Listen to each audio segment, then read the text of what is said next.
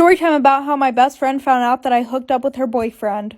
A little background information. I was in high school, and I was best friends with this girl. We're going to call her M. Well, M and I both had boyfriends, and they were also best friends. But I was super close with her boyfriend, because we had been best friends for like 3 years before they even started dating. Well, the one night we're all at my house, and we're all drinking, having a good time, and I always felt like I had feelings for him, aka my best friend's boyfriend. Well, my boyfriend had to go to his house to get some clothes, and M was the only one sober, so she drove him. So her boyfriend and I are sitting in the living room, and we're gonna call him Nate. Well, Nate and I get to talking, and we were saying how crazy it would be if we started dating. And then I told him that I had feelings for him. And he said that he did too. So we decided to be terrible people and we hooked up. And after that, we definitely knew that there weren't any feelings there. But he went and got a shower because he had my lipstick all over him and he was really sweaty. Then my best friend got back like for school the next day. My brother drives me to school, and since I didn't have a phone, I didn't know that there was no school because of a snowstorm. Me and my brothers, both being dumbasses, don't see that there's no cars in the parking lot. So my brother drops me off and speeds away. I'm knocking on the door for like 20 minutes waiting for them to let me in. Nobody opens the door, bro. I'm like, is there no school today? Boom, it starts to snow, and I'm like, oh fuck, I'm wearing ripped jeans with no jacket. I'm like, oh shit, what do we do now? I live like 15 minutes driving from the school.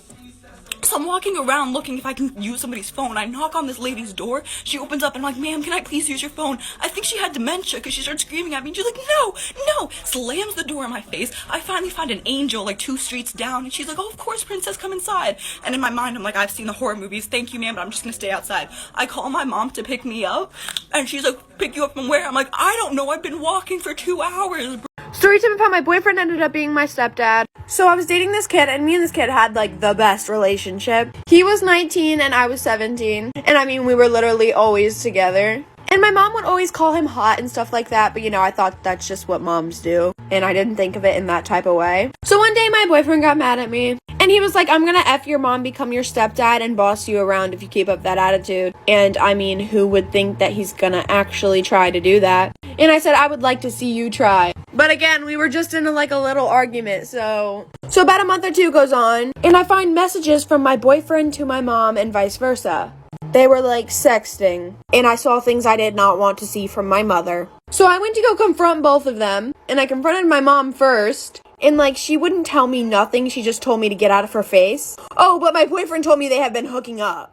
But he told me I was overreacting because it's just my mom. Oh, just wait till you find out what happens next. I'm running out of time, like with part 2. Toxic best friend story time. So I had an off and on friendship with this one girl. In my freshman year, we became friends again. And she had this boyfriend named Nicholas. And they literally fought 24/7. And every time she would fight, she would be like, can you please fix this for me? So she would have me add him on Snapchat, fix it, and then block him. And guys, this literally was happening like 5 times a week. And then after she asked me to do that the first few times, I realized she started going through my phone. And when I say my phone, I mean my whole motherfucking phone. A bitch was going through my Snapchats, DMs, text messages, and I didn't know how to confront her because that's just weird. So the one day I was getting ready at her house because we were about to go out, and she was like, I'm grounded, can I use your phone real quick? And I was like, yeah, just let me Snapchat this last person back. And she goes, no, and rips the phone out of my hand. And she starts going through my Snapchat right in front of me. And I had a streak with this kid named Nick. She goes up to me and says, what the fuck is this? Like for part 2. One time I had to babysit one of my neighbor's kids overnight. We're gonna call the kid Benny. The parents didn't really tell me anything when they left me alone with Benny, but they left me a note and they were like, you can only open it in emergencies. So at this point, I'm alone with Benny. It's like 11 p.m. and I told Benny, I was like, dude, you should like get to bed. It's late. Then Benny starts getting really red and he's like, no, we don't want to sleep alone. Sleep with us, please.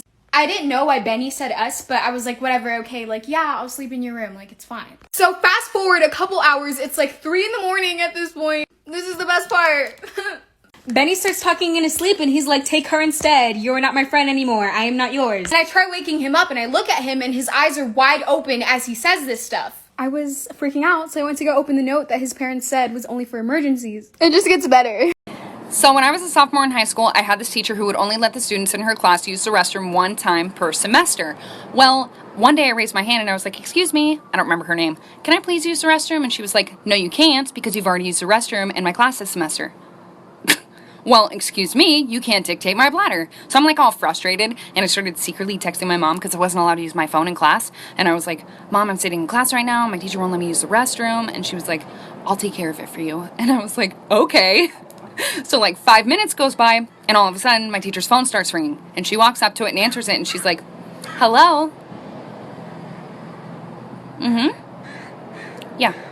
Okay, thank you. And then she walks up to me like so angry, and she like slams the pass on my desk, and she was like, since you have to go that bad. And I was like, yeah, I really do, thanks. And I got up and left. I didn't even have to go to the bathroom. It was just the principle of it. I just roamed the halls.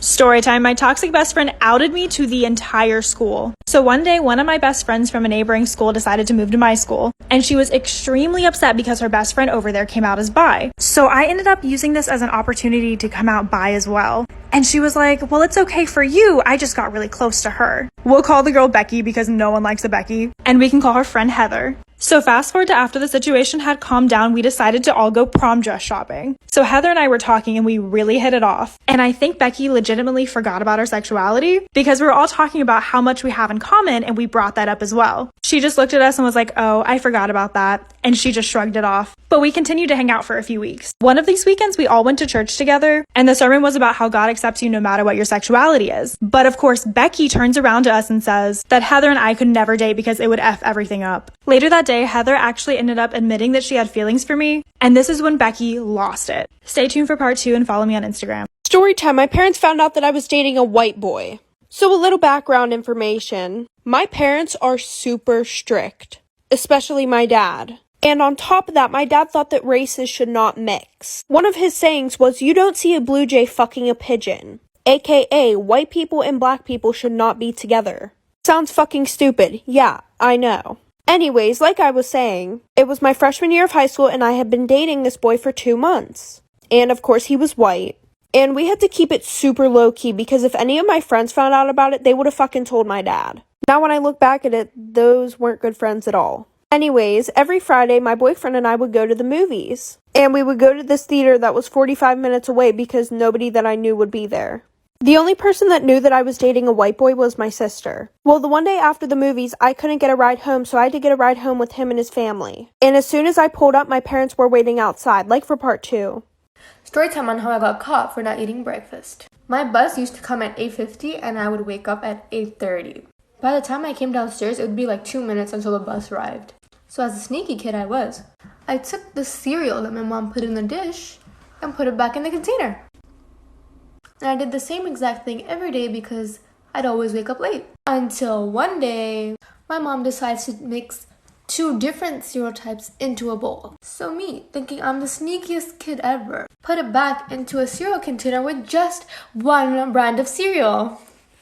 And then I kept getting the same mixture and I put it back. And then one day I came from school. Go to part 2 to see what happens next. Storytime of how my parents forced me to marry a 40-year-old man when I was 14, but most people from my country, it is called arranged marriage, and it happened to a lot of girls.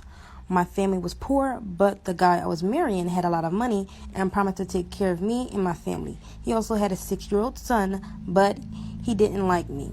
I had met him once before when my mother introduced him to us.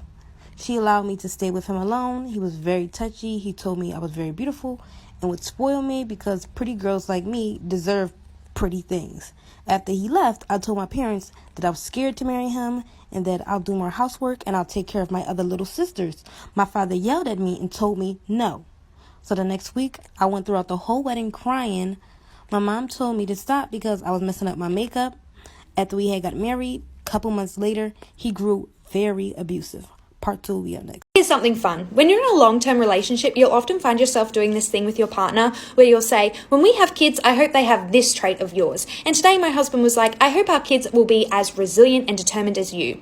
When I was 11 years old, I got in a fight with my mum when she was picking me up from school, and I was being so rude that she wanted to teach me a lesson and scare me a little bit. So she said, you can find your own way home. Left me outside of my classroom, got in her car and drove off. Now, realistically, she was just doing the block and was going to come back and pick me up, hoping that I would be apologetic. But I wasn't. I was very stubborn and was like, I can find my own way home, and I decided to run home. I in fact sprinted from the school grounds and ran into a close family friend who offered to give me a lift, which I accepted, and I got home by my own means. Now, my mum did do the block and not only came back to me not being where she left me, but to one of my friends saying, "Yeah, I saw her get in the car with some weird guy." Imagining my mum's soul leaving her body that day is enough for me to not ever want kids, let alone kids like me.